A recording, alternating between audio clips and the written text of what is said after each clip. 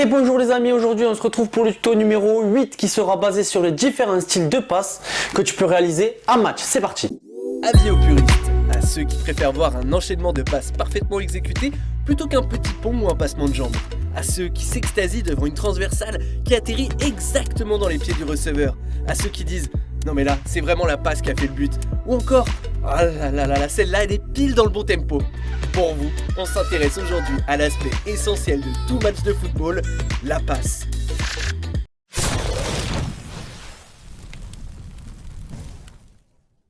Avant de vraiment commencer le tuto, je tenais à vous dire d'essayer de rester jusqu'à la fin de la vidéo, tout simplement parce que je vous ai réservé plusieurs types d'exercices, que ce soit sur un terrain ou à l'extérieur, de plus en plus ludiques pour vous amuser tout en progressant.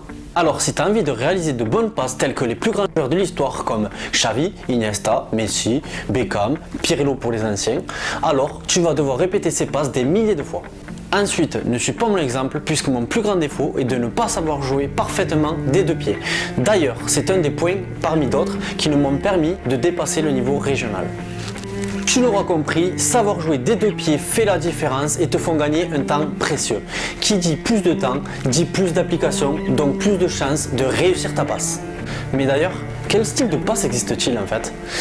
Alors, c'est une question très vaste puisqu'on peut parler de passes courtes, de passes longues, de passes au sol, de passes aériennes, de passes D, donc les passes décisives. D'ailleurs, c'est quoi une passe décisive les gars? Une passe décisive, c'est tout simplement la dernière passe avant de marquer un but, donc avant la frappe de celui qui va marquer. D'accord? Pour répondre en détail, il existe plusieurs styles de passes tels que la passe plat du pied. La passe plat du pied, c'est la passe la plus basique et la plus utilisée au football. Ensuite, nous passons à la passe poitrine, fréquemment utilisée dos au but lors d'une remise essentiellement.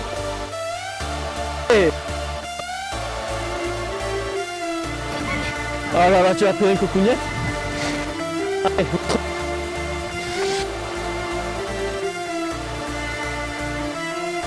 Ouais. Nous continuons avec la passe extérieure du pied, plus technique et souvent utilisée par les joueurs qui n'utilisent qu'un seul pied.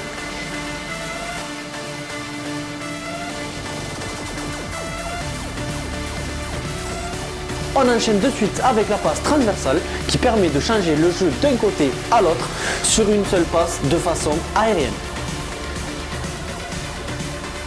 Et pour finir, on retrouve ma spéciale, la demi-volée, qui demande un bon équilibre et une grande maîtrise technique.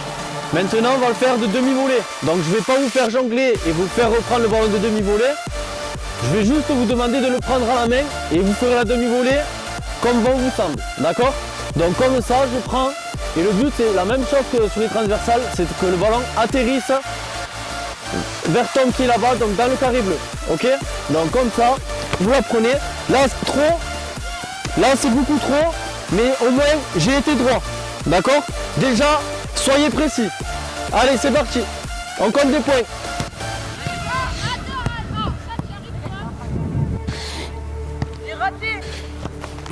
Là, tu te penches, d'accord? D'accord? Toi, tu as fait ça. Toi, tu me fais ça. C'est pas pareil que ça. D'accord. Là, c'est bon? Et après, le ballon, il doit lifter, il doit arriver sur toi, tout droit. C'est ça qui est dur. Là, tu l'as pris à l'intérieur du pied. Si, le ballon, il a fait ça. Faut que tu tournes dans l'autre sens, le ballon. C'est un peu ça, Olivier. C'est presque ça. Non, c'est une chandelle que tu me fais. Le ballon, il monte. Moi, je vais te le montrer après. Montre-moi mon poids.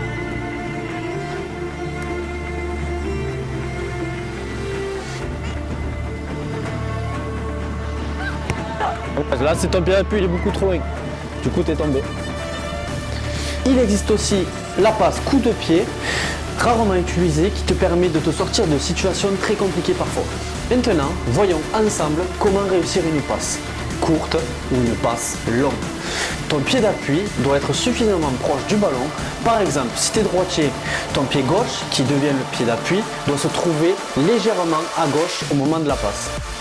Le positionnement de ton pied d'appui et de tes épaules est super important puisqu'ils doivent être orientés vers la direction où tu veux envoyer ton ballon et garder le corps le plus ou moins en arrière en fonction de la passe que tu souhaites effectuer. À savoir, plus ton corps sera en arrière, plus le ballon aura tendance à monter et vice versa. Pour réussir une passe courte, il te faudra ouvrir ton pied, car une passe courte s'effectue généralement la plupart du temps avec le plat du pied. Tu devras attaquer ton ballon et encore plus si tu joues à une touche de balle. Pour réussir une passe longue, tu devras caresser ton ballon tout en passant le pied dessous. Si tu as du mal au début et que tu cherches de la précision, évite de frapper trop fort ton ballon. Généralement, tu devras savoir réaliser un bon contrôle pour pouvoir exécuter une bonne passe en match. Car rares sont les joueurs qui arrivent à faire une transversale sans contrôle. Ça arrive, mais c'est rare. D'ailleurs, je te mets ici le lien de ma vidéo de comment faire un bon contrôle au foot, donc n'hésite pas à aller la voir. Passons désormais aux exercices. Pour la passe courte, je te propose deux exercices similaires. Un que tu vas pouvoir faire seul et le deuxième où tu vas pouvoir le faire avec tes copains. Cet atelier là, c'est les passes, deux équipes, on va compter les points. Donc j'explique. Regardez-moi, le départ il va avoir une équipe. Ici, une équipe de l'autre côté, les deux départs sont identiques, cet atelier se fait à tour de rôle et le départ se fait toujours en mouvement. Je montre conduite de balle jusqu'aux deux coupelles, c'est parti. Hop, à ce niveau, j'effectue ma passe. Le but de cet exercice est bien sûr de franchir le plus de portes possible, car chaque porte passée vous compte un point. Maintenant, je vous montre ce qu'il vous faut faire. C'est parti. Ici, par exemple, j'ai passé combien de portes? 1, 2, 3 et 4. Donc, j'ai 4 points. Votre objectif, bien sûr, sera de franchir toutes les portes. C'est parti. 1, 2, 3, 4, 5, 6, 7, c'est validé. Deuxième run. Tom, allez c'est parti. Ouais, très bien. Les rouges reviennent. 2-1, toujours pour les verts. Oh le vert il est bon. 3-1 pour les verts. Bien joué Yes. Allez Hamza. Ouais. Oh là là il est bon. 2-2, on enchaîne là. Allez Adam à toi. 3-2 pardon, je me suis trompé. Olivier pour l'égalisation. 3-3.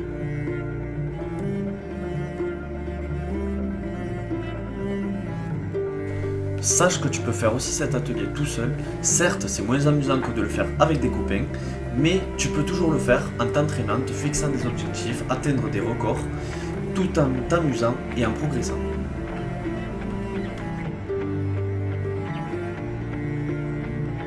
Pour le premier exercice, place 4 coupelles en formant un carré de 2,50 m par 2,50 m environ.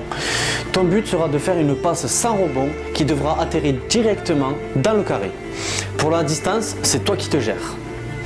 Le deuxième exercice évolutif qui se fera à plusieurs ou en tout cas avec un coéquipier.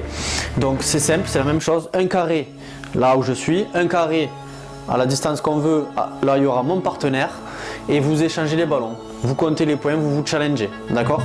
Donc le but c'est le même, il faut que le ballon atterrisse sans rebond dans le carré adverse.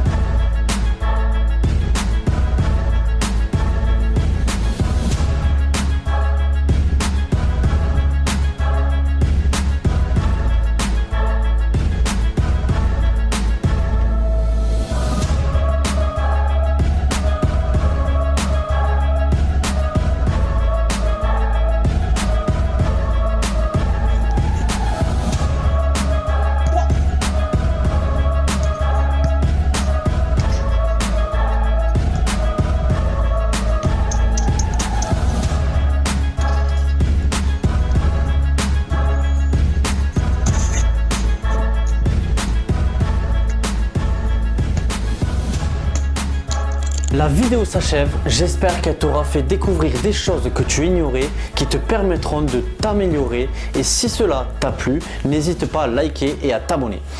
Sur ce, je te dis à bientôt pour de nouveaux tutos. Ciao!